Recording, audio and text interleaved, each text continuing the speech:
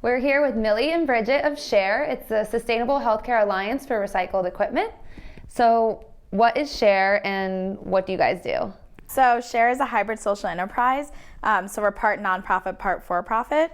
And the nonprofit end is shipping recycled medical equipment in 40-foot containers to hospitals in developing nations. We're starting in Cameroon because I was born there. And then the second piece is that we're training doctors and nurses on how to use the equipment, as well as biomedical technicians on how to maintain the equipment, because statistics do show that 40 to 60% of equipment that gets donated to developing nations goes unused because people don't know how to maintain or use them.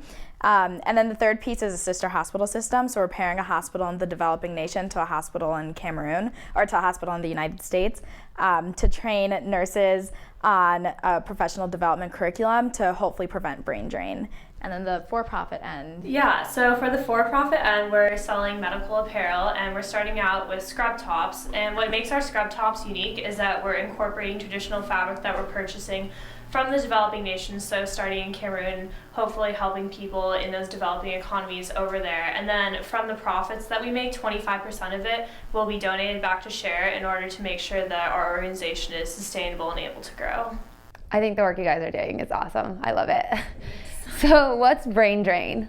Yeah, so brain drain is kind of the phenomenon that educated people in developing nations often move out of the developing nation just because, you get your MD or your PhD, and then there's no opportunity in your country, so you end up moving to Europe, to the United States, where the opportunity is. Makes sense. So you guys are actually trying to keep the people there and help out the local economy. Mm-hmm. Exactly. Yeah.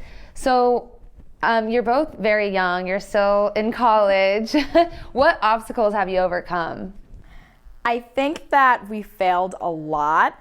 In starting SHARE, the first thing that we did was we picked up the phone and we started calling hospitals, and we were like, hey, we're doing this. And they were completely not receptive to us because we're sophomores, we're freshmen in college. Yeah, you're not even 21, right? Yeah, not even 21. Okay. It's like, who is this little girl calling me, Yeah. So people are just very incredulous that you can do something while you're still in college, and it just takes a lot of convincing to let people know that we can do just as much as you can. Just because we don't have a degree or we don't have specific expertise doesn't mean that we can't make a difference. Yeah, I've gotten the reaction from a lot of people oh, that's so cute, that's so nice, which maybe for them is intended as a compliment, but that's not really what we're looking for. And I think another challenge we've had is raising money, just because we are at an institution that has many connections, but just reaching those people, having them take us seriously, and really wanting to learn more about us. So how have you gotten people to take you seriously? Have you had a mentor or someone that's maybe a little bit more experienced or older that's kind of helped you structure your organization and kind of get you that foot in the door?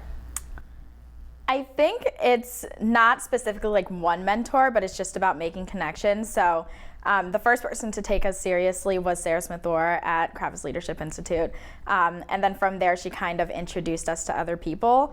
And those other people introduced us to other people. So really it's just about finding that one cheerleader. And then from there, that one cheerleader kind of, takes you. So it seems like you have to actually go out and reach out to that person and take that first step, because there's a lot of other people that are attending this school who aren't doing that. So it takes some initiative. Oh yeah, it's scary. Yeah, definitely. Yeah.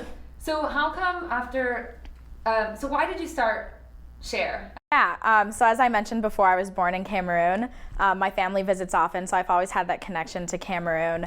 And then also to global health. I've always just been extremely interested in global health.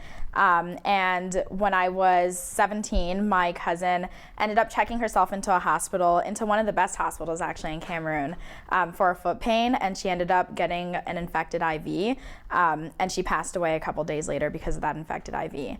So that was really my first experience with just the atrocious conditions of healthcare in developing nations in general. And then from there, I heard stories of, my aunt getting HIV/AIDS from a contaminated needle.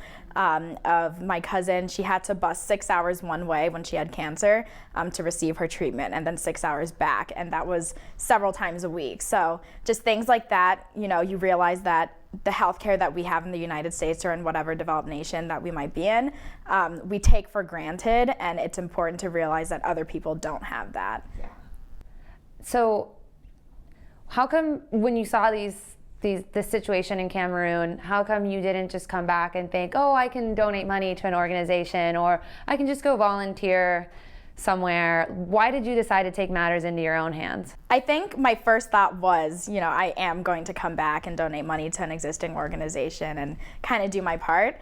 But when I returned and started doing research on existing organizations, I found that a lot of them did little pieces of the puzzle. So some shipped medical equipment and supplies over, some trained doctors, some, just did different pieces, and there wasn't really an organization that put everything together.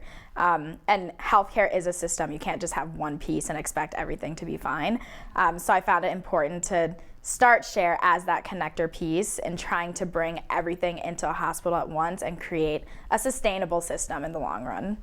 So have you had any pushback when you're in Cameroon or on the phone trying to do things? Like, have you gotten any threats from anyone? Is the government against this? Yeah, I've definitely experienced pushback.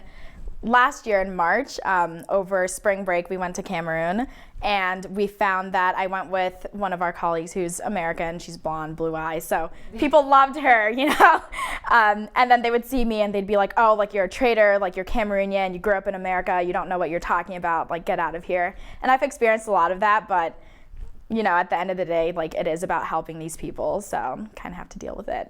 We've gotten a lot of questions about corruption. So Cameroon has gotten a lot of attention for corruption in the past. It's still very much prevalent today. So we've gotten a lot of questions of, well, how are you going to deal with this problem in terms of, sending all this medical equipment over there? How are you going to make sure that's accounted for? And that's a problem that I know we've thought a lot about. And now hopefully we've come up with a good system of accountability. But that's something we weren't thinking about initially, which obviously is a very big problem. It really is. I mean, I know for me, I'm very skeptical of a lot of organizations because I'm like, I don't know where my money's going. So that's good that you guys are thinking about that.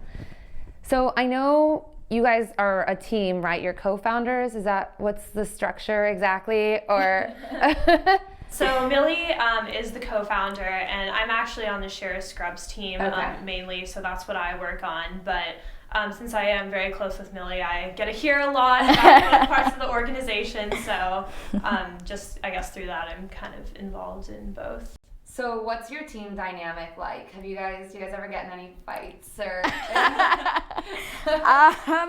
We definitely have gotten into a couple of arguments, especially on the SHARE Scrubs side, because we are a lot less developed than the SHARE side.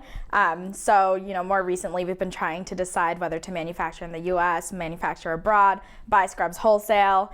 So those have definitely been some pretty heated discussions. Yeah. Yeah, definitely arguing about how we want the quality of our product to be, what we're going to do for the website, just lots of different little details that you don't really think about until you actually have to do that. So how do you resolve those conflicts and come to hopefully a peaceful solution? I would say usually after talking it out, there's usually a majority that feels one way, and I mean, it's definitely always good to have that one person at least who's pushing back to really make you reconsider your idea. But I would say so far, at least, we haven't really run into a major issue that we haven't been able to resolve with time. And Bridget and I are roommates, so we kind of have to resolve it quickly. You guys are crazy.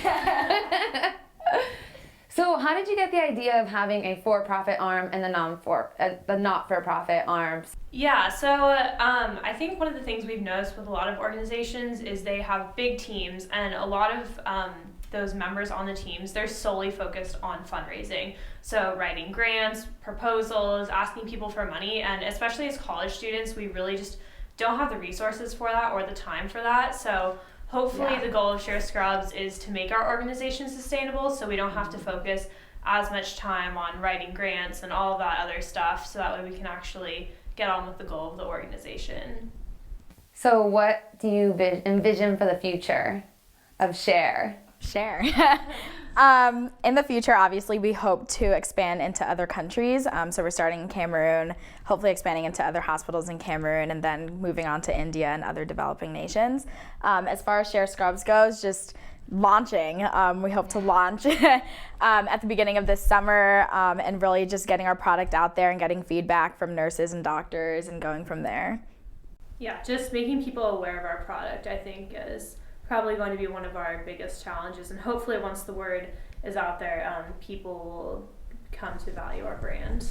Right. Yeah. I mean, your scrubs are really cute, so we're gonna have to bring you back on and see what it looks like with the scrubs and after you guys have launched. So I'm excited. So thank you for sharing your inspiring story. I mean, I'm really looking forward to hearing the awesome things you're gonna hear or that you're gonna do. So thank you. Thank you for having Thank us. you.